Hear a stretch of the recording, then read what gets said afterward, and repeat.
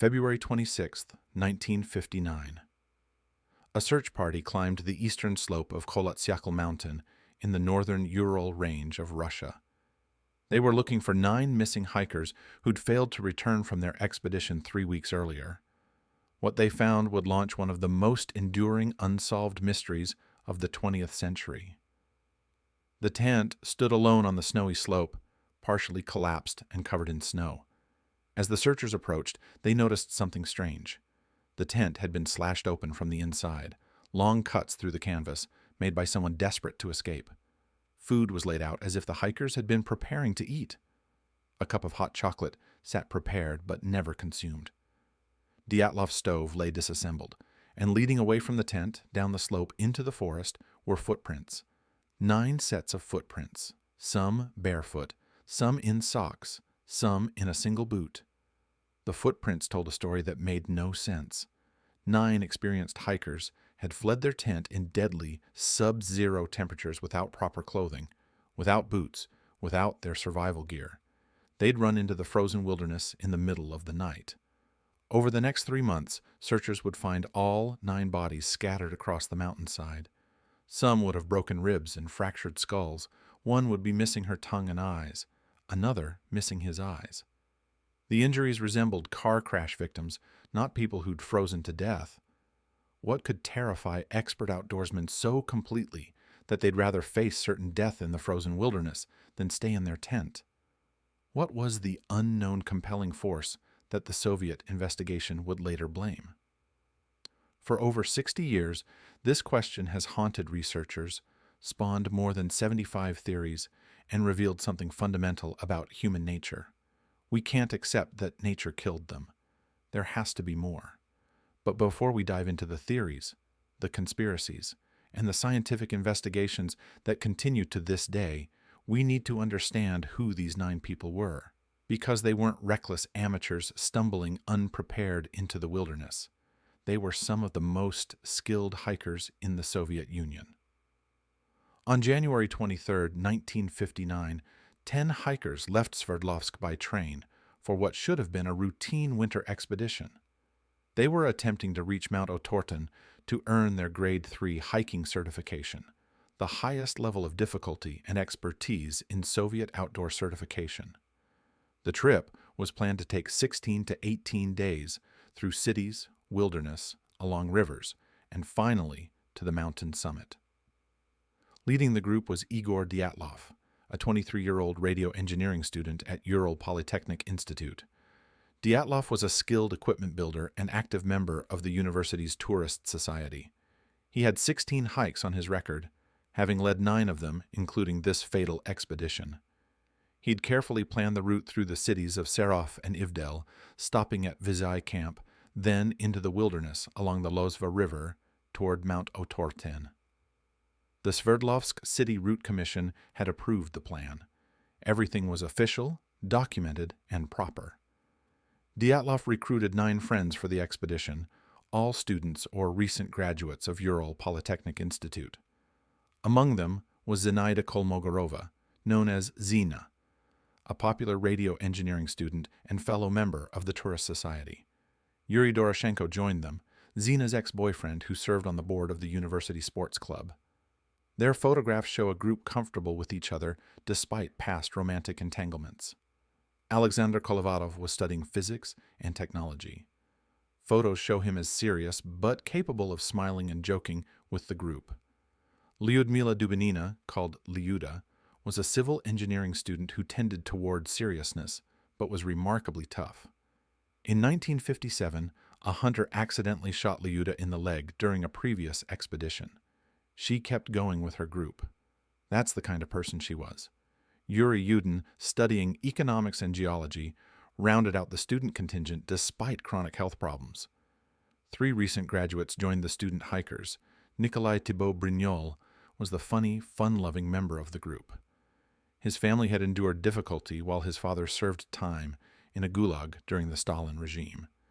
His tall, floppy hat and lopsided grin make him stand out in all the expedition photos. Rustem Slobodin, son of a professor, was quiet but had a good sense of humor and played the mandolin skillfully. Georgy Krivonishenko had recently graduated and worked as an engineer at the Mayak nuclear complex, though he was an artist at heart, playing mandolin and writing poetry. He and Dyatlov were close friends. Then there was Semyon Zolotaryov, and his presence would fuel conspiracy theories for decades. Dyatlov was informed at the last minute that Zolotaryov would be joining them. He was an outsider, 37 years old, significantly older than the rest of the group. A World War II veteran with tattoos and a mustache that visually set him apart. None of the other hikers knew Zolotaryov before the expedition.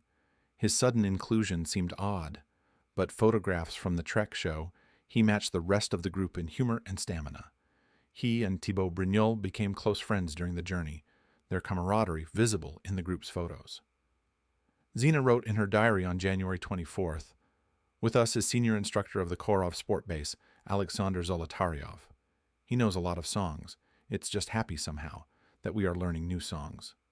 Whatever mystery surrounded his last-minute addition, Zolotaryov integrated into the group seamlessly. The journey began with typical expedition energy. The group traveled by train, then truck, then on skis deeper into the wilderness. They documented everything in journals and photographs. The images show a group who sang together, played together, skied together, argued occasionally, and mugged for the camera constantly. These were friends on an adventure. The photos radiate joy. They even created a satirical newsletter during the trek, poking fun at each other and their surroundings. One entry read, "Science. In recent years, there has been a heated debate about the existence of the Yeti. Latest evidence indicates that the Yeti lives in the northern Urals, near Mount Otorten." They were joking. They were having fun. They had no idea those jokes would later fuel wild theories about their deaths. 10 days after leaving Sverdlovsk on February 1st, they made their way up the slope of Kholat Syakhl Mountain and decided to make camp at elevation 1079.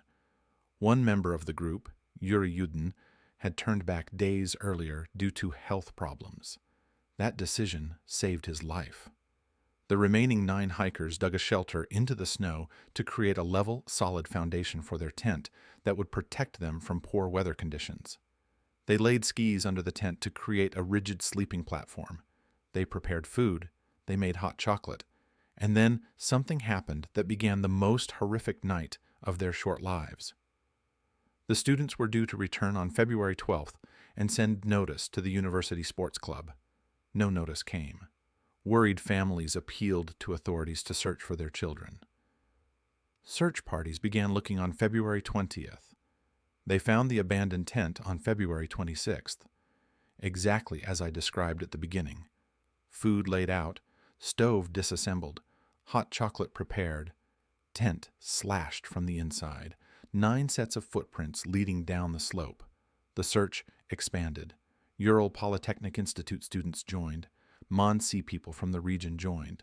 Soviet officials coordinated the effort. On February 27th, searchers found 2 bodies under a cedar tree about 1.5 kilometers from the tent. Krivonishenko and Doroshenko had died of hypothermia next to a small campfire they'd managed to build. They were dressed only in underwear. The fire hadn't been enough to save them. Over the following days, searchers found 3 more bodies at various points on the slope between the cedar tree and the tent, as if they'd been trying to make their way back. Dyatlov was found first, then Kolmogorova, then Slobodin. All 3 had frozen to death trying to return to the shelter and supplies they'd abandoned. The scene suggested they'd realized their mistake and attempted to correct it, but the cold had already taken them. But 4 hikers remained missing. Dubinina, Zolotaryov, Thibaut Brignol, and Kolovatov had vanished. The search continued through March and April.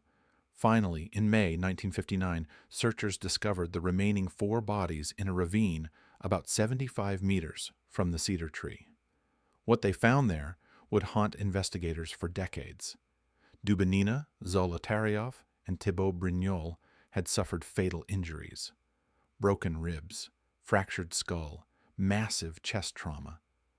The kind of injuries you'd see in car crash victims, not hikers who'd frozen to death. Dubinina and Zolotaryov were missing their eyes. Dubinina was missing her tongue. The bodies had been lying in melting ravine water, which aided decomposition and left them in considerably worse condition than the first 5 bodies found in February. The condition of these ravine bodies sparked immediate speculation. How does someone suffer injuries equivalent to a car crash on a mountainside? Why were body parts missing? What had happened in that ravine? In late May 1959, Sverdlovsk prosecutor Lev Ivanov closed the criminal case. The official investigation concluded that an unknown compelling force, which the hikers were unable to overcome, had made them cut the tent open and flee as fast as they could into the nearby forest in below freezing temperatures. Some of the hikers, probably Doroshenko and Krivonishenko, started a small fire at the cedar tree, but it wasn't enough to survive the night. They'd fled without their winter weather gear. Kolmogorova, Slobodin, and Dyatlov attempted to get back to the tent, but froze to death on the slope, possibly unable to see the tent in the dark. The official report suggested that Zolotaryov, Dubinina, and Thibaut Brignol died when they tried to build a shelter, not realizing they were digging into snow over a ravine. The snow shelf collapsed, dropping them about 9 feet onto rocks and fatally injuring them. Kolevatov was found in the ravine as well, but hadn't sustained the same crash injuries as the others.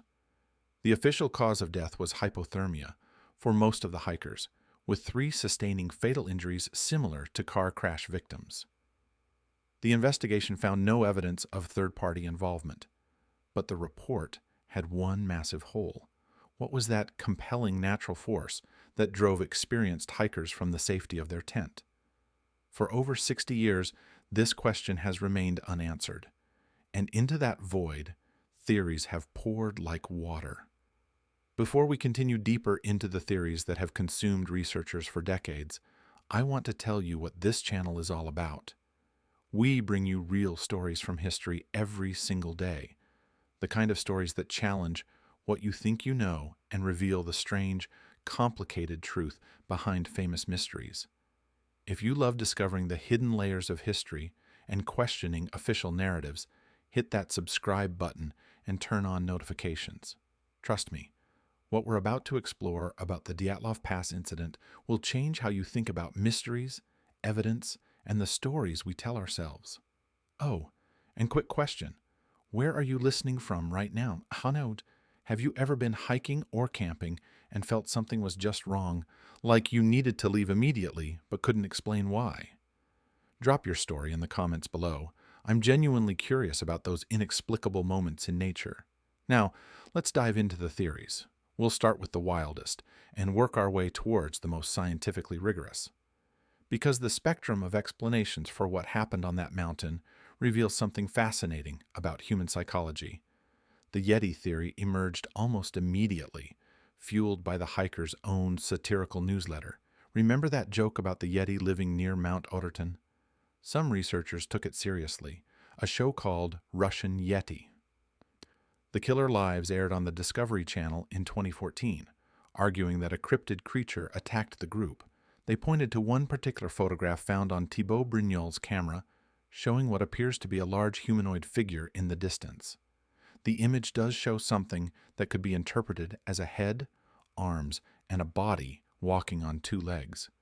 But it also clearly resembles one of the hikers at a distance, wearing the standard thick jacket with a hood that most of them wore on the trail. You can see a clear difference in the upper half of the figure, right where a jacket would sit on a person's body. Beyond the lack of any verifiable scientific evidence for the existence of a Yeti, the theory falls apart quickly. There were no non-human footprints around the tent. A creature rampaging through a barren mountainside would leave at least minimal impressions in the snow, unless it could levitate. The group's newsletter was entirely satirical, poking fun at everything around them. If they'd actually seen something to fear and managed to photograph it, they wouldn't have joked about it. They certainly wouldn't have continued deeper into its territory. Yet, Thibaut Brignol's camera took the supposed Yeti image well before they reached the mountain slope where they died. The Yeti theory makes for compelling television, but that's about all it's good for. Next came the KGB conspiracy theory, which could be the plot of a Cold War spy novel. This theory suggests that Zolotaryov, Kolevatov, and Krivonishenko were embedded KGB agents on a secret mission. The other hikers didn't know. The 3 agents were supposed to deliver radioactive materials to CIA operatives, pretending to cooperate with American intelligence. But they planned to photograph the CIA agents so the KGB could identify them, executing a double cross. The meeting went wrong. The CIA agents figured out the betrayal and killed the entire group in a violent confrontation. This would explain why some of the hikers' clothes tested positive for radiation, and why Russian officials sent a technician with a Geiger counter to measure radiation levels at the site. The families of the hikers don't support this theory, but there's a much more mundane explanation for the radiation. In 1957, Krivonischenko graduated from Ural Polytechnic Institute and went to work as an engineer at the Chelyabinsk 40 nuclear weapons facility, also known as Mayak. He worked on cleanup after a storage disaster that contaminated 23,000 square kilometers of land in the southern Ural region. According to Krivonischenko's brother, there was a fairly large emission of radiation during the cleanup. In 1958, Krivonischenko tried to quit, citing complete unwillingness to work in the system. His clothes could easily have picked up radiation during his work at the contaminated site. His parents kept a suitcase of his belongings after his death, including mittens, a hat, a sweatshirt, and other items. His siblings were afraid of the suitcase, thinking the items might be radioactive. They buried it after their mother died. Krivonischenko could have reasonably brought some of his contaminated clothing on the hiking trip. Zina Kolmogorova had also lived in the contaminated zone, which would explain radiation on her clothes as well. The radiation mystery has a boring explanation, but boring doesn't satisfy people looking for conspiracy. The military weapons testing theory gained significant traction over the decades. On March 2, 1959, a radiogram sent to search headquarters noted, "The main mystery of the tragedy remains the exit of the entire group out of the tent." The reason could be any extraordinary natural phenomenon, such as the flight of meteorological rockets, observed on the 1st of February in Ivdel. This observation sparked a theory that the Dyatlov group witnessed a top-secret rocket experiment, or weapons test. According to this theory, the military killed the group to keep their program secret, then staged the bodies around the slope to create a different story. They edited the hikers' journals to support the staged crime scene. The entire rescue effort was theatrical, designed to soothe families and satisfy public curiosity while hiding the truth. Indigenous Mansi people who lived in the area at the time reported seeing strange phenomena they couldn't explain. A Mansi woman told BBC reporter Lucy Ash decades later, "We were coming back from the forest, and we could see the village ahead of us. This bright, burning object appeared. It was wider at the front and narrower in the back, and there were sparks flying off it." Village elders warned it was a bad omen. Vladislav Karolin, a member of the 1959 search party, reported that his team saw a fireball move from east to west. Other witnesses said it moved from south to north, suggesting controlled movement like a missile rather than a meteor. The theory proposes that oxidizer and debris from rockets raining down on the tent caused confusion and pain that drove the hikers from their shelter. In 2008, a joint conference between Ural State Technical University and the Dyatlov Group Memorial Foundation placed blame on military testing. Igor Dyatlov's sister, Tatiana, said her parents, along with other victims' families, believed this theory. Yuri Kuntsevich, director of the Dyatlov Foundation and lifelong case researcher, supports it. Even Yuri Yudin, the 10th hiker who left the group early and survived, believed his friends were killed deliberately. Despite being an ardent communist and Soviet patriot, Yudin felt government forces were responsible. Tatiana Dyatlova told the BBC, "The families were told, 'You will never know the truth, so stop asking questions.' Don't forget, in those days, if they told you to shut up, you would be silent." But other researchers push back against the military theory. Rocket and missile tests were based in Siberia, not the Ural Mountains. There's no documented evidence of parachute mine testing in the area. No metallic shards from weapons testing were found near the site. And as researcher Natalia Varsagova pointed out, if the military had killed these young people, they never would have allowed ordinary civilians and friends of the students to join the search party on that mountain. Varsagova noted, one of the soldiers would have let it slip before he died. Someone would have said something in drunk company. We live in a country where nobody can keep any secrets. The Soviet Union was notoriously bad at keeping secrets, especially ones involving multiple personnel over decades. Yet, no deathbed confession has emerged. No military document has leaked. The theory relies entirely on the absence of evidence, not its presence. Which brings us to the theories about the Mansi people, the indigenous population of the region. Some theorists suggested the hikers crossed into Mansi territory, stumbled into sacred hunting grounds or religious areas, and were killed by Mansi hunters protecting their land. The Mansi had advanced hunting skills. They could have assaulted the hikers and covered their tracks. Investigators quickly ruled this out. The group's valuables were still in the tent. Cameras, alcohol, boots, clothes, food. The hikers had 1,685 rubles with them, the budget for their entire trip. Rostem Slobodin alone had 310 rubles in his pockets. There would have been plenty of time for thieves to loot the site, take anything useful, and dispose of evidence. Nothing was taken. The Mansi were not violent people. They were, according to historical accounts, well disposed toward Russians, after generations of living alongside Russian and Soviet culture. Mansi hunters actively participated in the search party. One of the main theories, that the hikers had wandered into sacred Mansi territory, was disproven immediately. There was no religious significance to the area. In fact, the Mansi didn't care much about that area at all. It was useless for hunting because it was so barren and windy. In 2019, journalist Lucy Ash met with members of the Mansi tribe.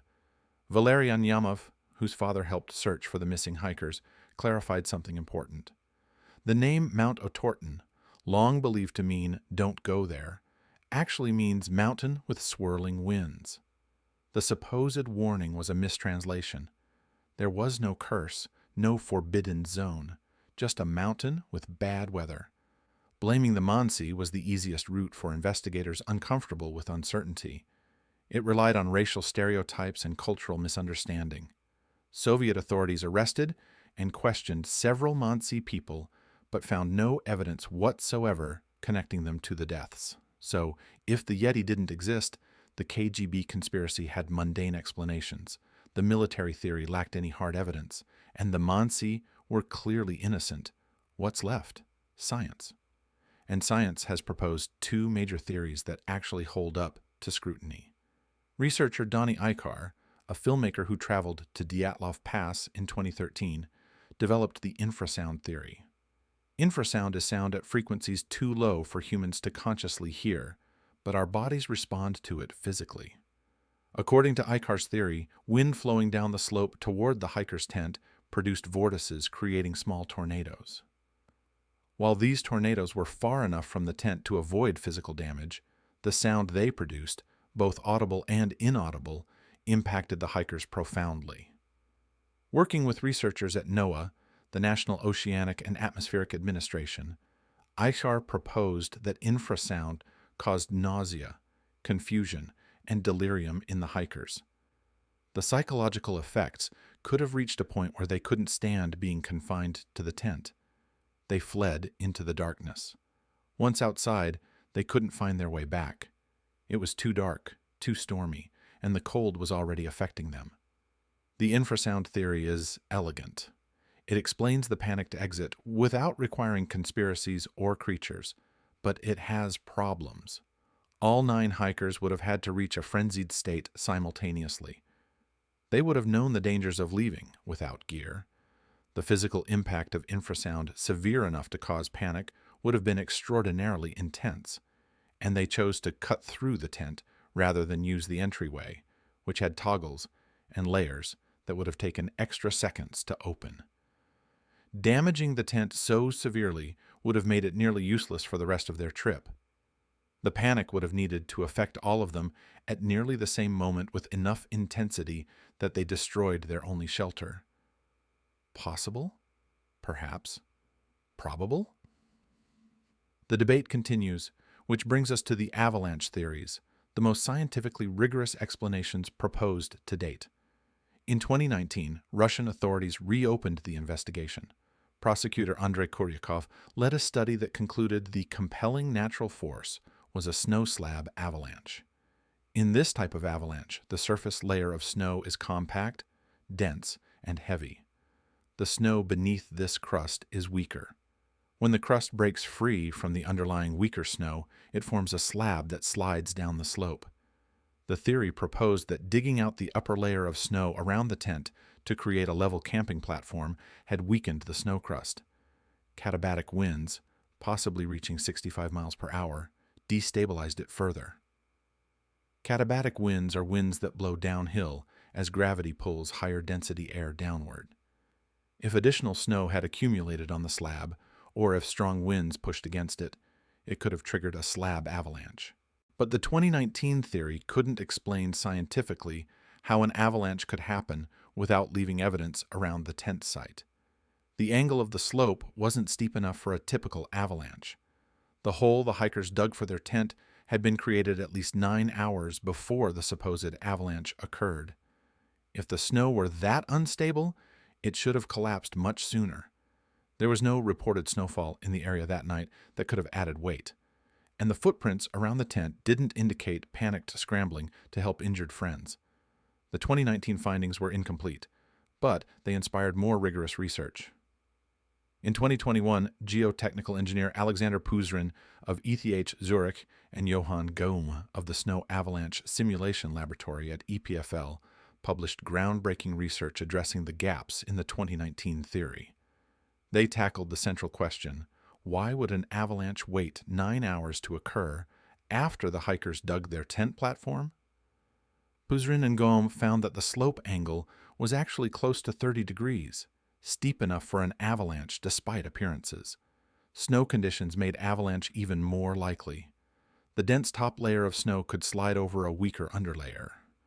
When the Dyatlov group dug the pit for their tent, they destabilized the crusty layer. It held for hours, then failed.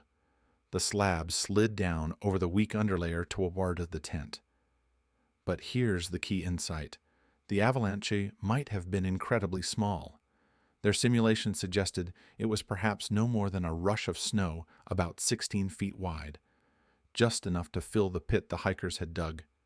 And because it was so small, fresh snowfall over the following 26 days before searchers found the tent would have completely hidden the evidence. The avalanche disappeared without a trace. Puzrin and Gaum were impressed by the computer snow animation used in Disney's movie Frozen. They contacted Disney's snow effects specialist, who shared the code used to create the film's realistic snow. The research team modified this code to simulate the impact of a small avalanche on human bodies. They combined this with General Motors' cadaver crash test data from seatbelt safety research. The cadaver tests revealed scenarios about how heavy snow impact would affect the hikers as they slept in the tent. The team found test results that resembled the tent setup where the hikers had laid skis under the tent to create a rigid platform. This allowed them to simulate how the tent and the hikers would respond to a smaller avalanche that would hit the tent, fill the pit, but not significantly impact the surrounding area. Here's what they concluded. As the hikers slept, a mound of dense snow rolled down the slope onto the rigid ski platform. The platform held them in place and concentrated the impact force, causing severe injuries like broken ribs and skull fractures. These injuries can take time to kill. The hikers wouldn't have known whether this was the only avalanche or if a larger, deadlier one would follow. Fear of a second avalanche could feasibly have prompted them to flee the tent as fast as possible.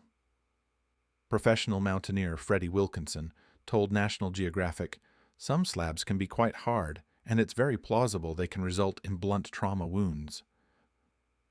Puzrin and Gaum emphasized that they recognized the expertise of Dyatlov and the other 8 hikers. Even professional guides and mountaineers can be caught off guard by nature. Gaum told National Geographic, "People don't want it to be an avalanche. It's too normal."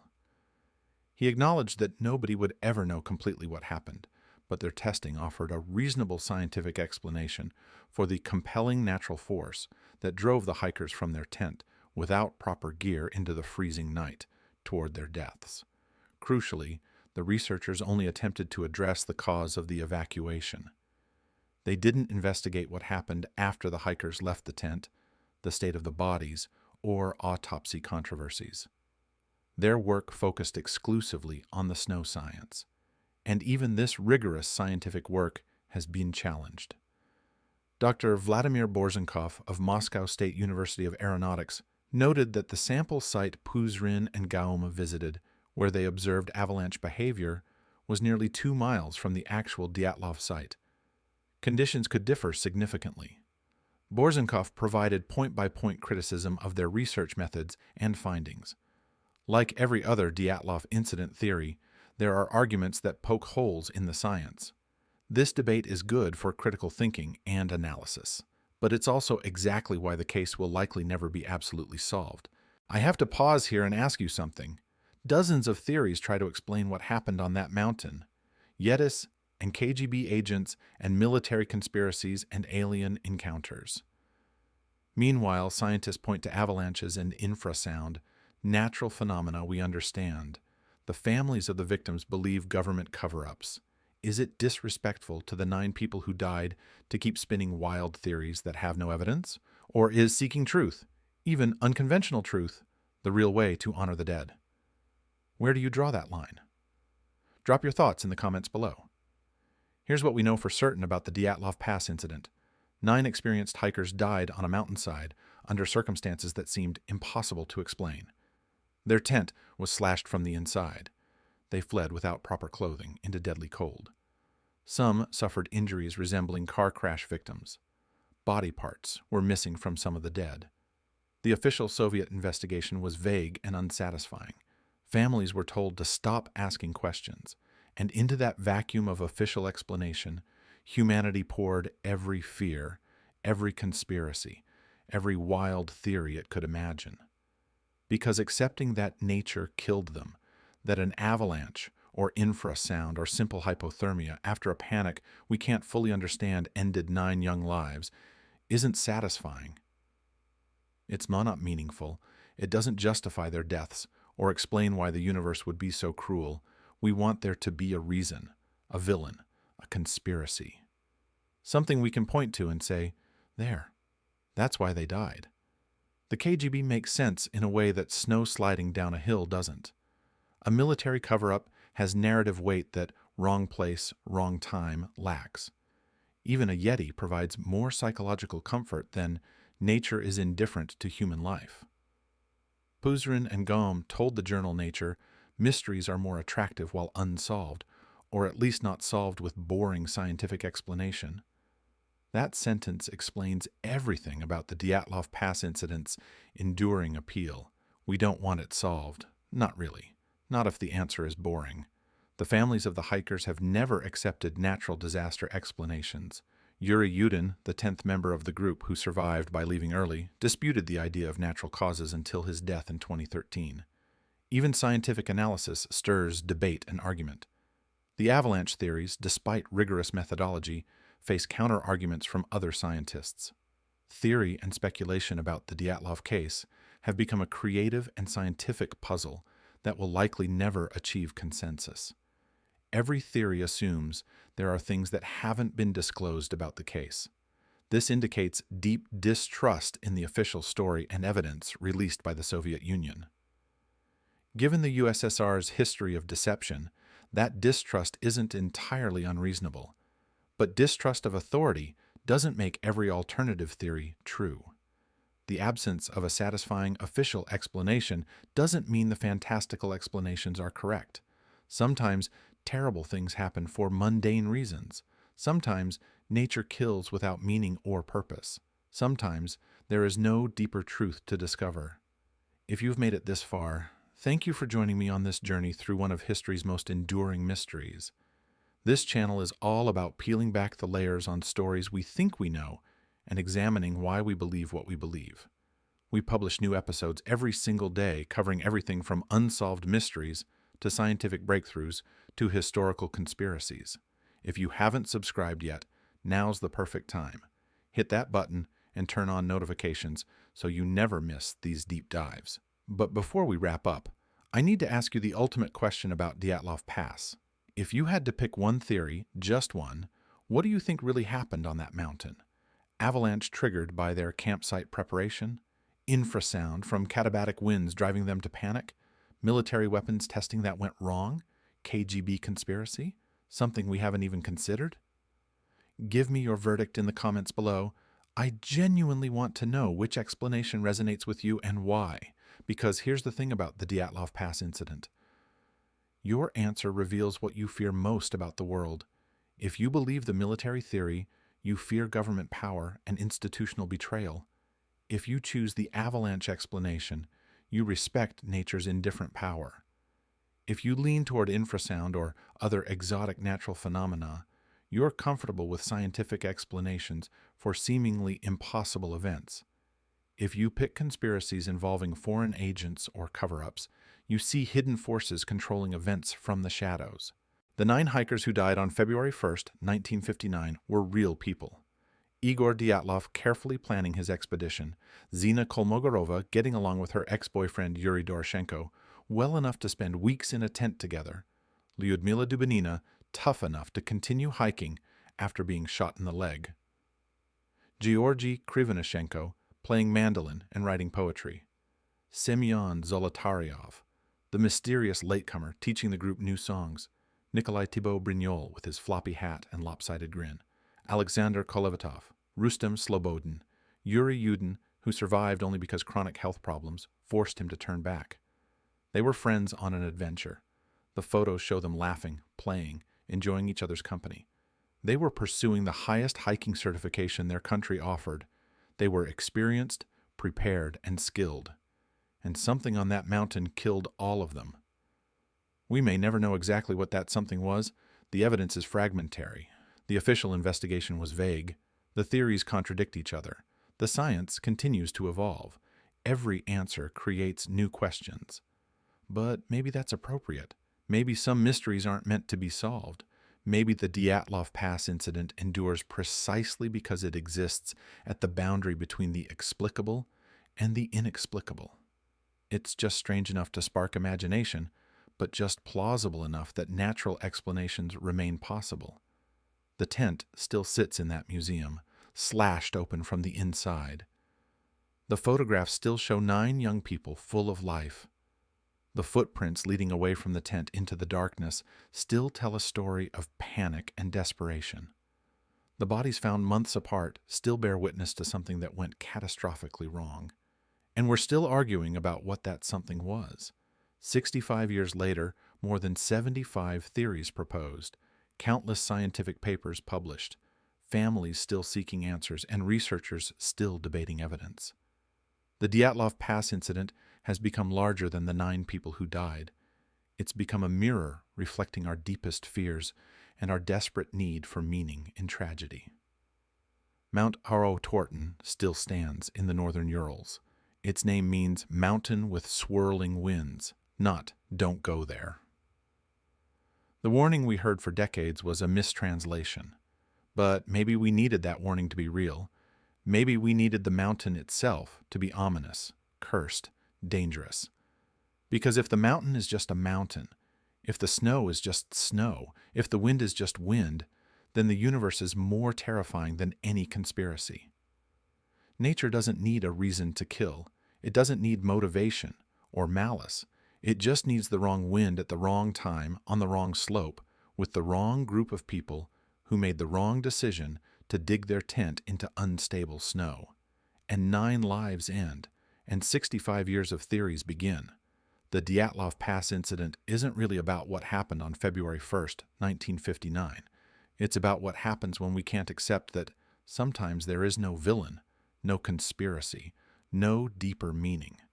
Sometimes there's just snow and wind and cold and 9 sets of footprints leading away from a slashed tent into the darkness.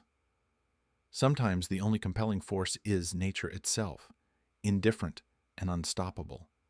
And maybe, just maybe, that's the most terrifying answer of all.